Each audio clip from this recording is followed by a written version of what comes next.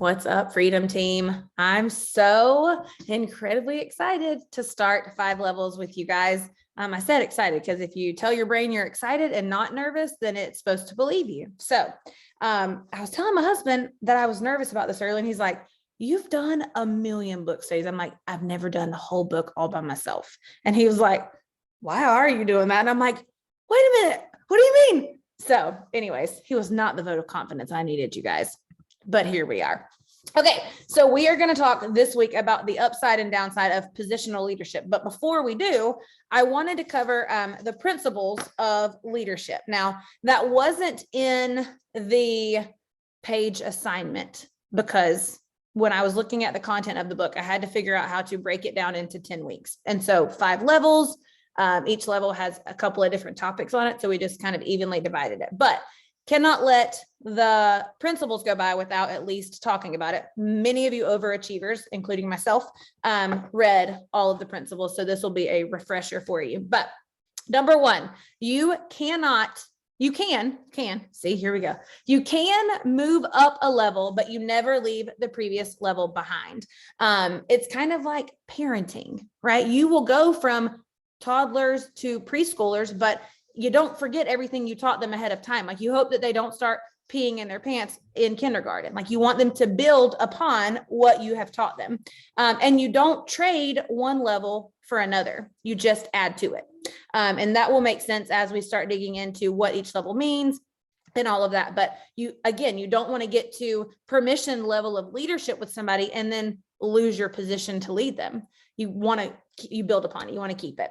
So how does that apply here? Well, we all start out with being someone's upline, right? That is positional leadership. It's a little different than if you were hired on as a leader, but basically someone gave you their money to buy some product, by default, putting you in the position to become their leader. So we're going to build relationships with them. But if we were to stop supporting them as their upline, would that be productive? No, right? Once you build a relationship with them and move to higher levels of productivity, are we going to then abandon the relationship? Again, no. So every level is going to build upon another. And if you don't build upon it, you're going to continually find that you're having to start back over at level 1 with other people in your life because you're not going to get any further with the people that you have. Principle number 2, you are not on the same level with every person.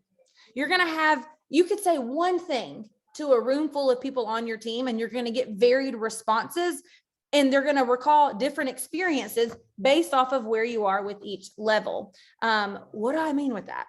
If I have somebody in the room who I have invested a ton of time with, a ton of relationships with, just really, really spend a lot of time developing them, I might get away with something with that person that someone else would be. I would lose all influence because I've added so much to this person. They might be willing to overlook something that someone who I've just been in a new relationship with or just on a positional level with would not. So just know you're not on the same level with everybody.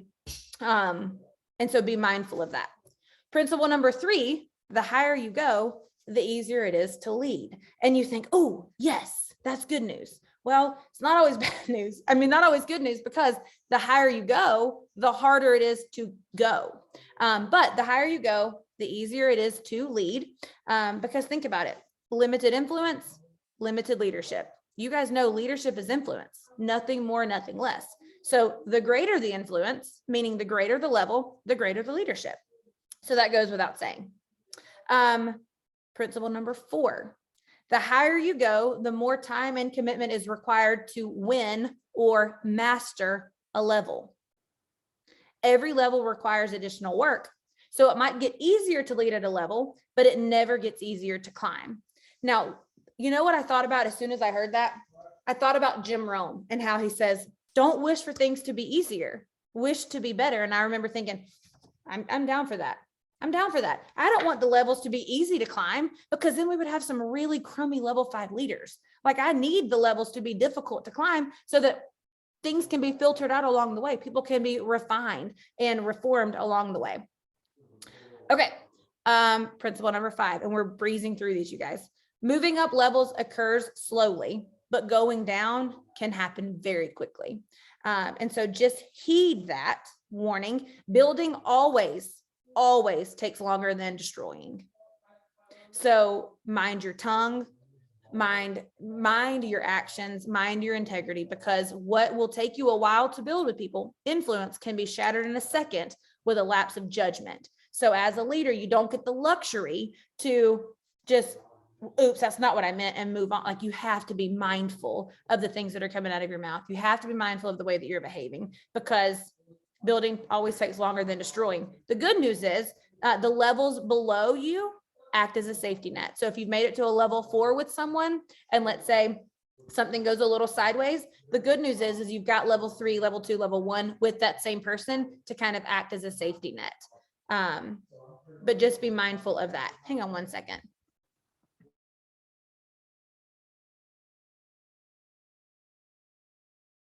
Okay, number 6, the higher you go, the greater the return. When leaders lead well, they help others around them to flourish as leaders, building an ongoing legacy that is much greater than their initial investment. So the higher you go, the greater the return. This reminds me of the difference between adding someone to my team and duplicating on my team. If I'm willing to go higher with someone, invest in someone, develop someone, the return on my team by way of points, joins, etc., is going to be much greater than if it were just all up to me to add people. All right, number 7, moving further up always requires further growth. Some of you guys are rolling your eyes. Ask me how I know, because I did this book study years ago. And when we got to this principle, I thought, well, that's unfortunate. Like, this whole growth thing, I don't know about that. And then I get here and it's like, well, in order to go any higher, you got to grow more. And I'm like, gracious, what does that mean for me? Growth as a leader requires a combination of 2 things. And I think this is really important. Requires a combination of intentional growth, which means it's up to you, and leadership experience, which means you've got to be willing to fail forward. Got to be willing to fail forward. Why won't failing forward alone be enough? Because you don't have the growth to back it up. You can go gather all the leadership experience you want, but if you're not willing to grow through the experience, you're going to continue to make the same mistakes over and over and over again. If you're growing, however, and you make a mistake, you start gaining some of that leadership experience, you've got now some wisdom to apply to the experience so that the outcome the next time can be different. Does that make sense? Okay, you cannot rush these 2 things. You cannot rush the growth. You cannot rush the experience, but you must be consistent in both. You must be consistent in both. Let me give you a word to the wise. Don't wait to get to a level to realize how far behind you could be because of a lack of either one of these things. Don't get to a level and think, man, if I had only been intentionally growing all along, I would be prepared for this leadership experience that I'm going through right now. Get ready. Like, go ahead and get ready so that you will be ready. Okay. Neither can be rushed and neither can be replaced. You cannot replace growth with more experiences. Ask me how I know. I remember thinking, I'll just work harder. They're telling me to grow. I'm telling them, I'll just work harder, make enough mistakes, have enough regret and remorse, and say sorries, and try again, try again, try again. You can't replace the growth. And then you can't get so consumed with the growth that you're not willing to experience what it's actually like to lead and be willing to get your feet dirty. Okay. Principle number 8, not climbing the levels limits you and your people. Man, when I think back to my ignorance and my unwillingness to grow, when I read that principle, it's like a dagger in my heart, because I automatically think of the people that were no longer here. And I'm like, man, was I the lid? I was the lid. I was not willing to grow. And because I was not willing to grow, I limited those people. I limited them. You guys know that principle is known as the law of the lid. And it basically states that as the leaders go, so go the people they lead. Have you ever seen the cartoon where they're like marching in a straight line? For some reason, it's always mice in my cartoon or my dream. I don't know. But then like the mice in the front stops, and then all the mice like pile up on them. That's what's going to happen if you guys aren't intentional to grow. You're going to have a bunch of people just bumping into you. Nobody can go anywhere because you're not willing to grow. Reaching your own leadership potential both sets the expectations that others will reach theirs. It will inspire them to know that they can get beyond what they had envisioned too. Okay, number 9, when you change positions or organizations, you seldom stay at the same level. Meaning, you become a level 4 leader here and go decide to, the grass is greener somewhere else. Just know you don't get to take your level with you. It doesn't go with you, because remember back to level or principle number 2, you're not on the same level with everybody. So when you go start over, you go start over. So just keep that in mind, just FYI. Number 10, you can't climb alone. If you get to the top of the mountain and you're all alone, you are not a leader, you are a hiker. So you can't build this alone. Okay. So now that we know that, listen, principles, you can't argue with them. You don't have to like them, but you can't argue with them. It is just what it is. So get on board with them. But I'm curious, and you guys can unmute. There are 50 of us on here. So remember, listen, we didn't set guidelines ahead of time. At this point, you're all senior gold and above, but you understand anything that you share needs to be value add. Okay. Value add. Please don't make me have to mute you. It would be awkward for everybody involved. But I'll do it. Okay. Which of these principles stood out to you the most and why? Out of all 10, which one stood out to you the most and why?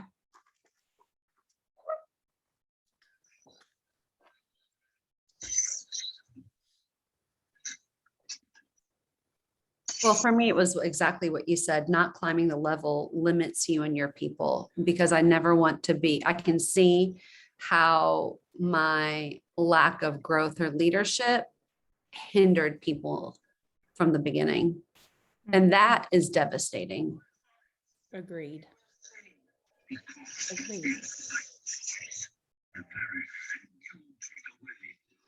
I feel kind of the same way there with like my lid and not growing in the beginning of my business, holding people back. Also, I really loved like how you were saying moving up requires further growth. And something I have learned is that you don't get stuck. You're stuck because you've stopped growing. And when you'll put the time in to grow, you'll move. And so I thought it all kind of correlated with what I've been learning. Mm-hmm. Yeah. So for me, it was principle 7 as well, but specifically that it requires intentional growth, because I've been on book study since I started, but that doesn't mean I was intentionally growing because I was on here, or intentionally growing while I was listening to a podcast or whatever. So I was doing the things, but not growing. Mm-hmm. Yeah, same. I'm telling you, I thought intentional growth could just be experience. Like I'm growing, I'm learning some things as I'm failing forward. And she'd be like, no, you're not. You ain't learning the right things. You just keep repeating the same wrong things. All right. Anybody else before we go on? Yeah, I have one. Hi, Dr. Nina. Oh, who's that? Hi. Somebody else was talking. Who was that? I don't know. Okay, well, I'm gonna share mine. Number 10, the good old red. Because I come from a team-based background. I was like, I don't need to do this with people anymore. And I really was like, no. Because I do know that it takes accepting people where they are, and it takes work, and it takes you to invest in them. And while I do like investing in people, sometimes it's exhausting. It can be tiring if you don't do it right. So that was me. Yeah. And I want to be a hiker. Yeah. Well, and if I find myself feeling exhausted by my people or frustrated with my people, it's usually because they're not doing what I want them to do. And if I chase that rabbit tail long enough, what it eventually comes to be is what I want them to do is attached to some fear that I have of what will happen if they don't do it. And so then just identifying that this is not about me. This is about them. And so I have to definitely work on that too, Dr. Nina. But it's awareness. Awareness is important. So, well, thank y'all for sharing. I'll send you all $5. Phew. So what if no one wants to talk at all and everyone just stares at me, but I'm only staring at my own self. So then it's even more awkward. Okay. We're going to get into the meat of what we're going to talk about this week, which Brittany and I talked about this. Like, I feel like a lot of us could have just skipped right over level 1. We're all senior gold and above at this point. But I think it's important for you to be able to recognize these traits in the people that you are trying to bring on board. So we decided to stick with it. Listen, if Uncle John thought it was important enough to be in the book, we're gonna stick with it and we're gonna learn it. Okay. So the upside of positional leadership, that is level 1 leader. It is the very, very beginning steps of leadership. He says positional leadership is a nice place to visit, but not a nice place to live. And you'll have to visit level 1 leadership because you will, for the most part, start at a level 1 leadership position with most people. Sometimes it'll be a level 2 depending on the situation, but as you change organizations or have new opportunities, you're not allowed to change organizations, but as you have new opportunities, just know your leadership with them is going to reset every new contact that you come into relationship with. So leadership positions, this is just an upside, obviously, it's usually given to people who have leadership potential.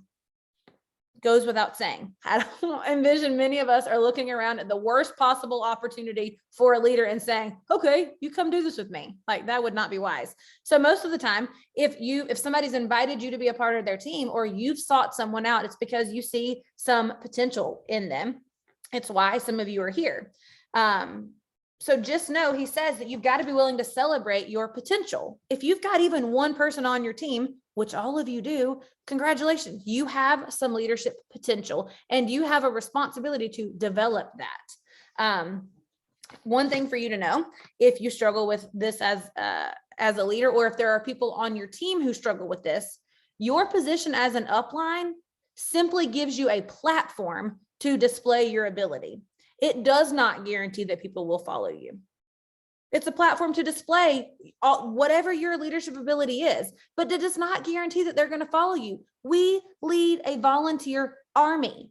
And even if you happen to be in a corporate America position as a level 1 leader, listen, they might be forced to follow you, but you will never get more than the bare minimum from them.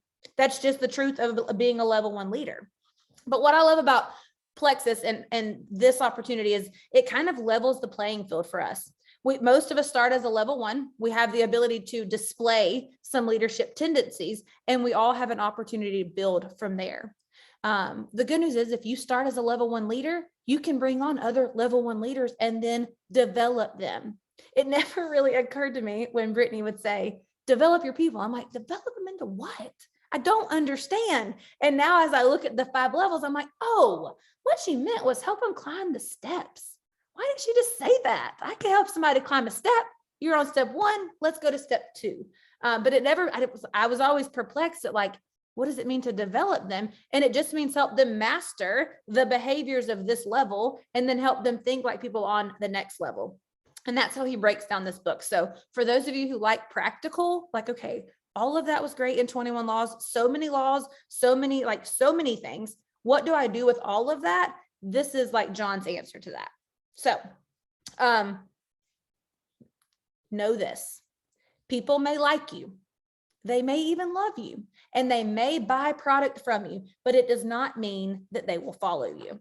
That is in order for people to follow you, you're going to have to do what it takes to get to the next level. Okay.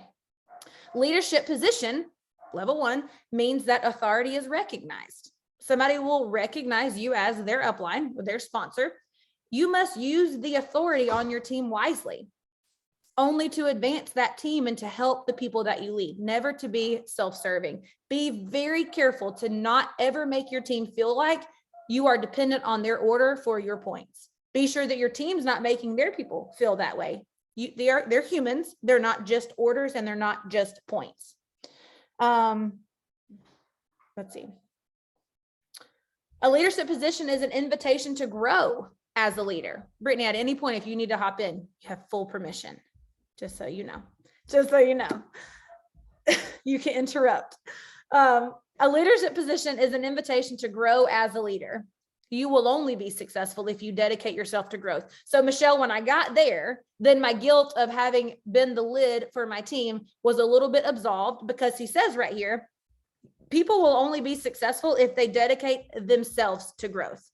So listen, we need to be growing. We need to raise our lid so that people can raise theirs. But guys, you need to be responsible for your growth, period. End of story. He says, looking around at the one thing, what's one thing that you could change to impact your business? He said people would rattle off all the P's: people, processes, product, prizes, prices. Y'all, it's the same answer that I hear from stuck people in the business. Well, if only Plexus would blank, blank, blank, if only they would give us a prize, if only they would give us a discount on price, if only they would give us a system, a process. He said, very rarely would people give the right answer. The one answer that's key to success, change yourself. The one thing that's going to change your business, changing yourself. You become better. It has nothing to do with prices or prizes or processes or people. It has to do with your ability to manage all of that. So change yourself. Okay, so I'm curious. You're welcome to use the chat. You're welcome to unmute. What is one thing you are sure that if you focus on improving within yourself would have a positive impact in your business?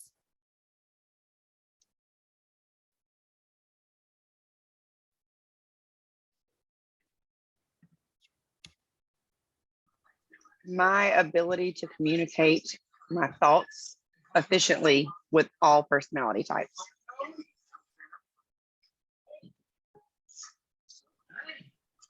Yeah, so that would have to be you in order for you to be able to do that, you would have to be mindful of other people's personalities and the experiences they bring to the table, and then you would have to be willing to think about what would be best received. Yeah, you'd have to put yourself in their shoes and be more concerned about communicating than, you know, just getting your point across or being right or whatever. Yeah, I had to learn that, Jessa. That's hard.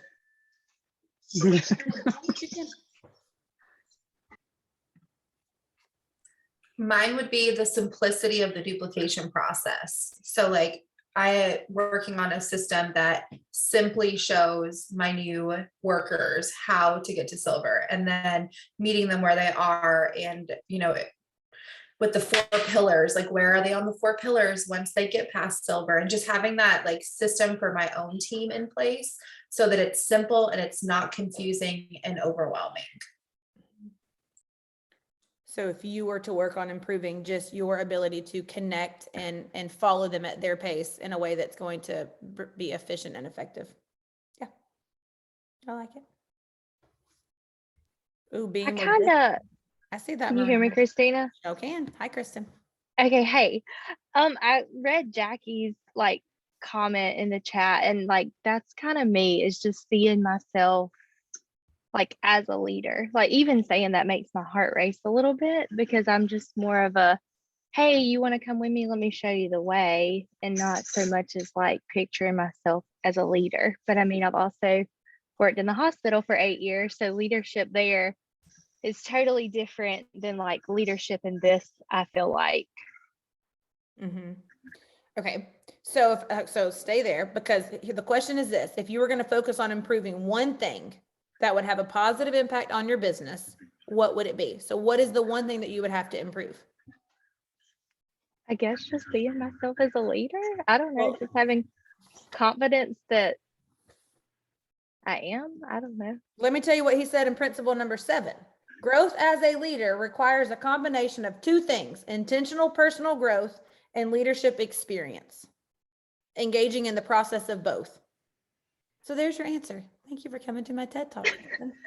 You're welcome. That's why I'm here, to learn all the smart things you say. There you go. Intentional personal growth, not the consumption of the growth material, but intentional personal growth, and then leadership experience, which is what you're doing. You're gaining the leadership experience. And I think that you're doing the personal growth. So this is a process. It's why that's why you're growing the way you are. I think for me, it would be, hi. I feel like for me, it would be taking in the information and like allowing myself to digest it, because it's like kind of a fire hose when you're learning at such a quick pace, especially when our team, we started out really fast and all of a sudden we had a lot of people on our team. But my mom and I, we were like catching up as like, oh, wow, we got to learn how to be leaders now because we have this team. So I think like slowing down to digest the things that we're learning and taking in. I can relate to that.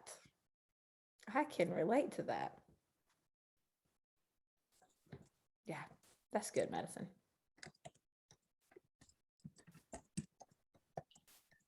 For me, I would say personal growth, but having it geared towards belief in myself and like discovering, well, how do I say this? Like what God meant you to be, like what's your purpose in all of this?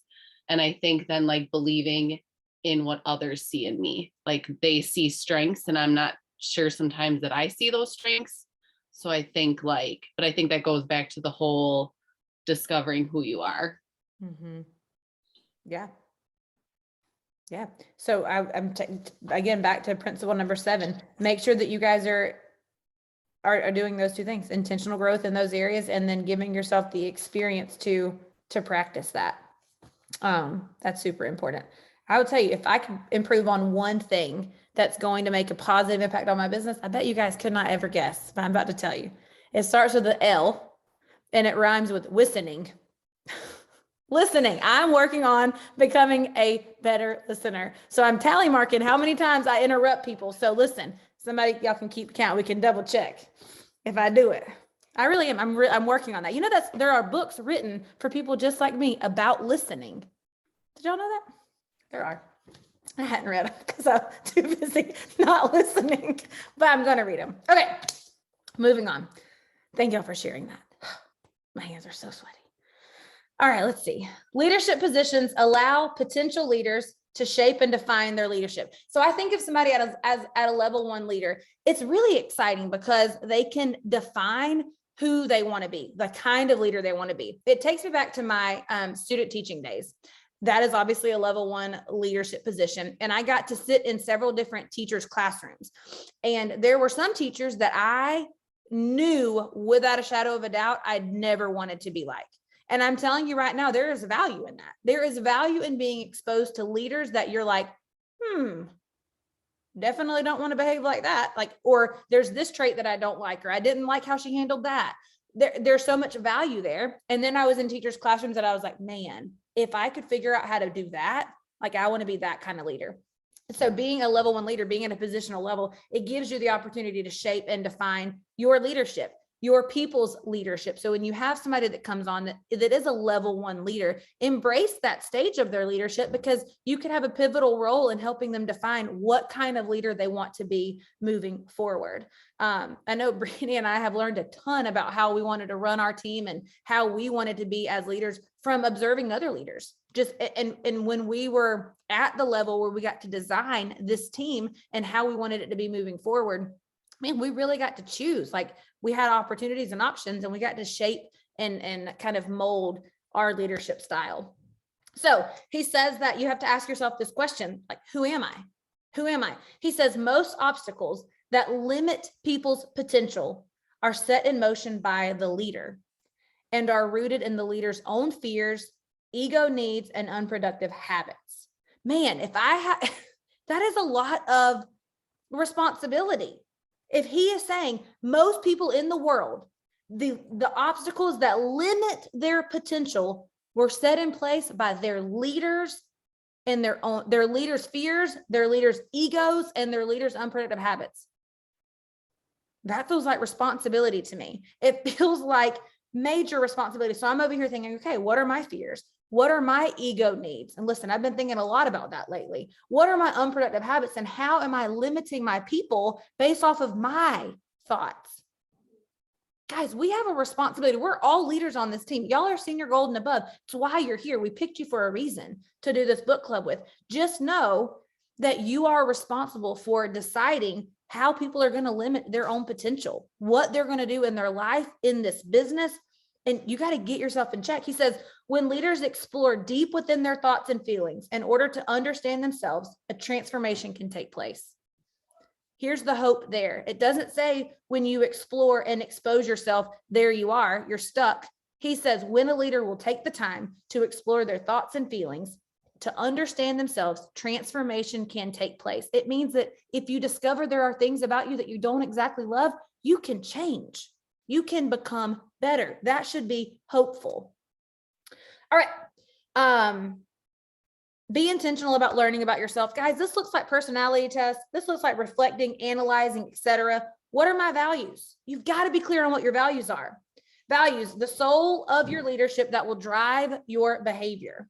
When you're rooted in your values, your action will follow. So he talks about 3 types of values: ethical values, relational values, and success values.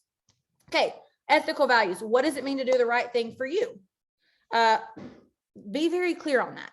For me, it means doing the right thing, whether anybody will ever know it or not. I'm just rooted in what God says about me. Far from perfect, but I value integrity highly above everything else. I will not build with somebody who has got a bendable integrity. I'm just not willing to, which means that I can't sit around and participate in gossip. I can't have a tolerance for that kind of stuff on my team. I have to carry myself in a leadership role that aligns with my values. It means that I can't participate in lying or cheating to get ahead, even if nobody would notice. Sometimes people be trying to bend the rules, and they'll come to you for permission to bend the rules. And so just know what your values are, so you can say, actually, no, that's not how we do it here. Or let me tell you a right way to do this.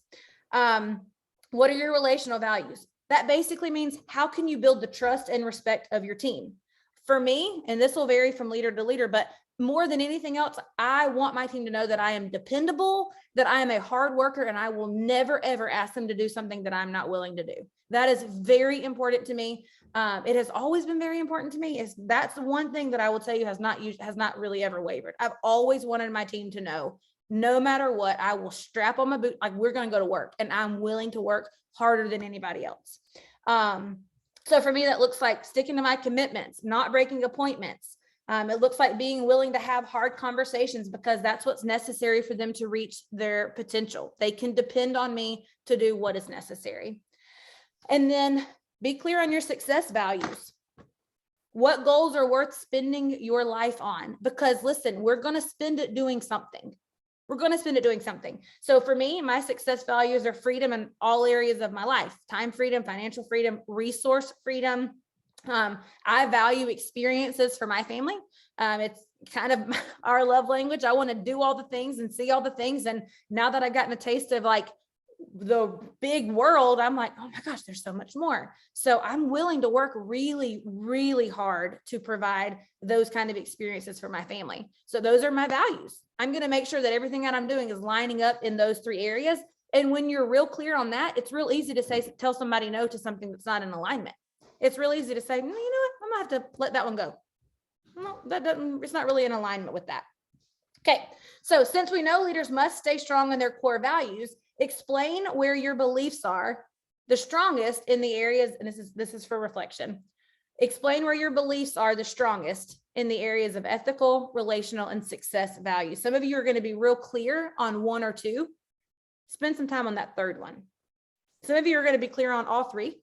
Some of you are going to be clear on none of them, and that's okay. I have been you. So spend some time, get real clear on those values. Okay. The other upside of being a positional 1 leader is that you get to decide what leadership practices you want to put into place. What example will I set? How will I treat people? What will I expect from my team, and what can they expect from me? The example of the trial lawyer, I mean, I thought that was perfection. He described one lawyer as gentle and very intentional with his relationships, tons of rapport with the jury, and the other attorney as a hellraiser, extremely aggressive, abrasive. He said both attorneys won every single case because the personalities or the approaches or even the values of one or the other weren't better than the other. But it's because they were both genuine in who they are. They were both very grounded in who they were. They weren't, the hellraiser wasn't trying to be docile, and the docile one wasn't trying to be a hellraiser. They were just trying to be genuine to who they were. And because of that, they were able to be their best self. So it made me think of Brittany and I, how comical it would be if I tried to be more like Brittany. Bless everyone's heart if I ever tried to do that. But we have a responsibility to bring both of us to the table. It's a very, very good balance, but only because we've just decided to be genuinely rooted in who we are. All right. So the good news is this: as you progress through the levels, the upsides increase and the downsides decrease.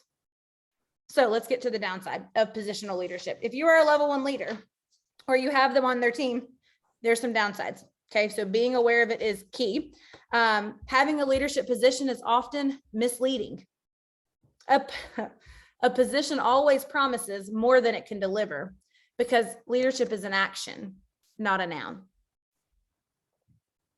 This applies to Plexus because as someone's upline, you have the opportunity to become their leader, not an automatic right. The only right you have is to be their sponsor. If you want to be someone's leader, that must be earned, which means you have to help your people earn the right to lead their people. Help them serve. You know how you earn the right? You serve. You solve problems for people. This means, again, leadership is an action, not a noun. It must be earned, and it can be earned the same way that you earn anything else in life, by providing something to someone. Curious what this quote means to you. Leaders are always taking people somewhere. They are not static. If there is no journey, there is no leadership. What's that quote mean to you? Let me read it again. Leaders are always taking people somewhere. They are not static. If there is no journey, there is no leadership.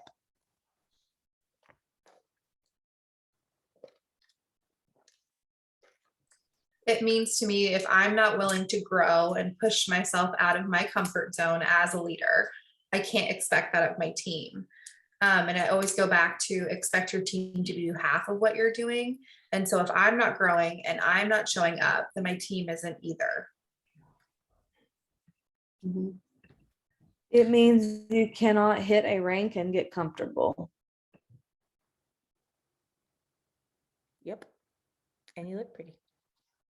Yeah. Thanks. That's what it means to me too. It means, you can't, leadership is leading them somewhere. You cannot get somewhere and stop going. That's now you become a stopping ship. Like you stopped. Leading requires you to continue moving. All right. Leaders who rely on position to lead, they devalue other people. They think it's just their right to require things of people. And here's how they devalue them. They don't have belief in their team. Their team is just a number. It's just an order. It's just one more to get to the next rank. They just have no belief in their team. They assume people can't instead of assuming that they can. To me, this makes positional leaders feel big and puffed up, but it's the opposite of what good leaders do. Good leaders are looking to work themselves right out of a job. And that means giving people the chance to take risks and make mistakes so that there's opportunity for growth to happen. You cannot keep doing that if you're keeping your team under your thumb and you're constantly talking at them and wanting to control every move that they make. You can devalue them by assuming people won't rather than believing they will. Here's what I found. When people won't, it's because of you. If you've added enough value to your team and there's a need, you're going to have people who are willing to step up. I've just seen it play out over and over and over again. Leaders who have a hard time getting needs met or getting problems solved within their team, it's because they've lacked the influence. If you have influence with your people and there is a need, I'm telling you, sometimes there will be an abundance of volunteers to solve it. Another way that we devalue, by seeing people's problems more readily than their potential. And I'll just be honest with you guys, this is an area that I had to work on in my leadership journey. Brittany would ask me, she'd be like, okay, well, what do you think their strength is? I'd be like, I don't know, but I can tell you the whole 18 reasons why I'm annoyed with all of their problems. She'd be like, right, but what's their strength?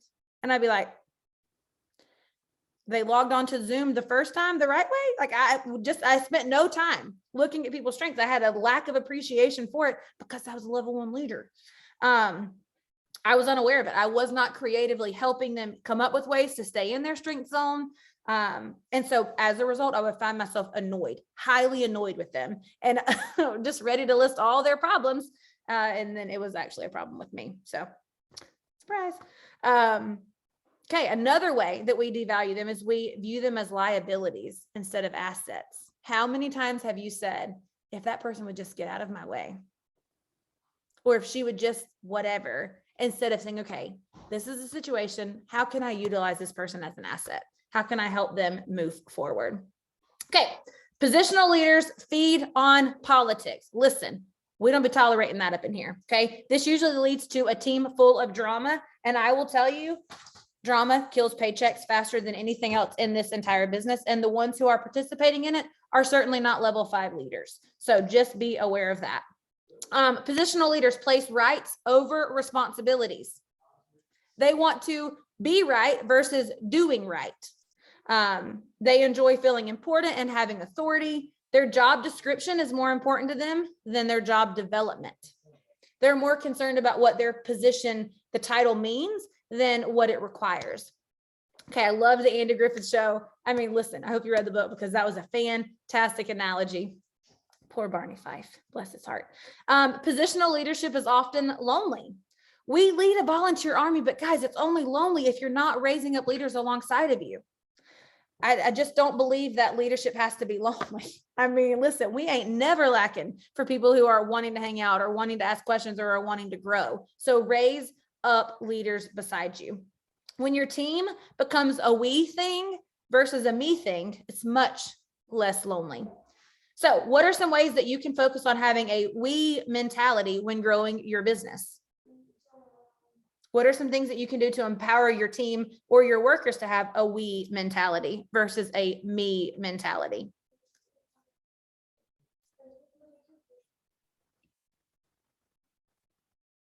Well, I think just, asking people's opinions on things and getting their input, instead of thinking that I have the cornerstone on truth or wisdom or anything. Because I don't.